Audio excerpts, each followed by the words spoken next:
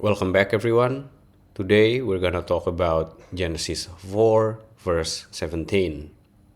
And Cain knew his wife, and she conceived and bore Enoch. And he built a city, and he called the name of the city after the name of his son, Enoch. This verse appears at first glance as a transition into genealogy and urban development. But the Zohar and Midrash unveil deeper truths. Cain's attempt to anchor himself in the physical world after being exiled from divine presence, and how unrectified energies can still create outward legacies, even cities and lineages that echo spiritual instability. The first phrase we have, and Cain knew his wife. Continuation of the line of unrectified Gevurah. The word new is not just physical, it is intimate, spiritual union. Here, Cain brings forth a child, not from spiritual wholeness, but from a place of exile. The Zohar emphasizes that this act creates continuity of distorted force. His lineage stems from a soul still exiled and unrepentant. From broken roots sprout twisted branches, yet even these carry sparks. Cain's union represents the transmission of his inner state.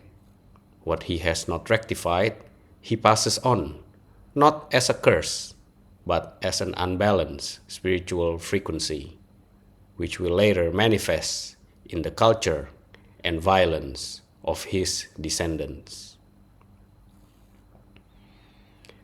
The Midrashim asks, where did Cain get a wife? The Midrash answers that Adam and Eve had many children, including daughters, and Cain married his sister.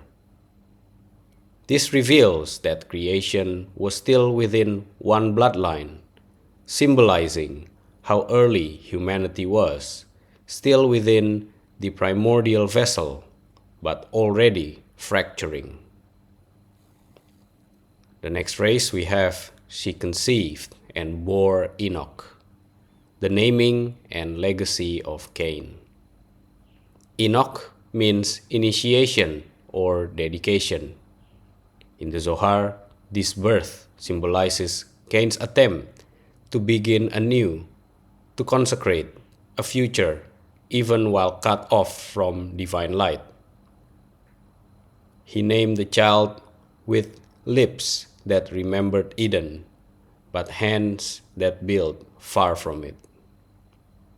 Enoch here is not to be confused with the righteous Enoch of Seth's line that comes later in Genesis 5, verse 18. This Enoch is a child of exile. His very name is a cry to establish something lasting, a legacy that transcends Cain's wandering.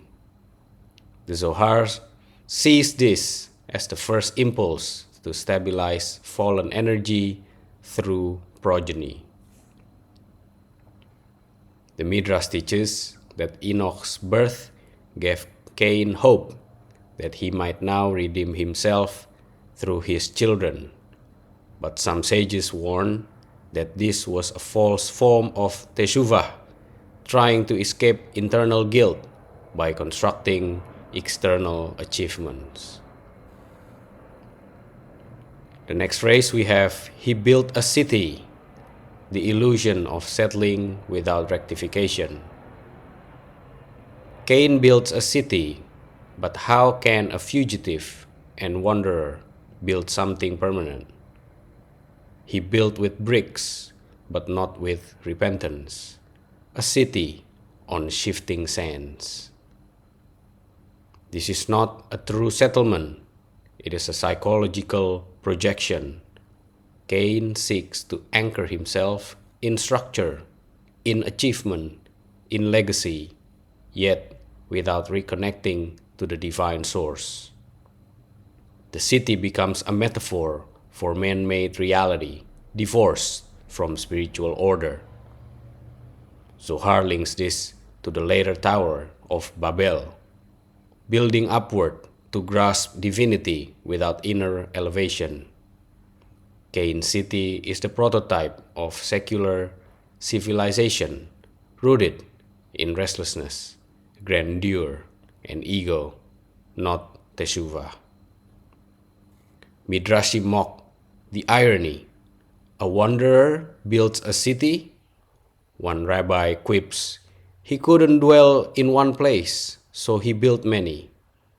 Others suggest Cain built for his descendants, trying to create a lasting external presence to distract from his internal exile. The last verse we have, and he called the name of the city after the name of his son, Enoch. Seeking immortality through legacy. Naming the city after his son reflects Cain's longing for continuity. Having lost access to God's eternal presence, he now seeks a human echo of eternity, a city, a name, a son. He inscribed his name not in heaven, but in stone. This act reveals Cain's shift. Instead of seeking divine favor, he now seeks human memory. This is the beginning of name culture, immortalizing through earthly means rather than returning to the divine light. Midrash says Cain feared being forgotten, so he built a city and named it after his child. Some sages point out this is the root of later dynasties of pride, families that seek glory through fame and monuments rather than righteousness. The mystical symbol behind the verse is the birth of civilization without holiness.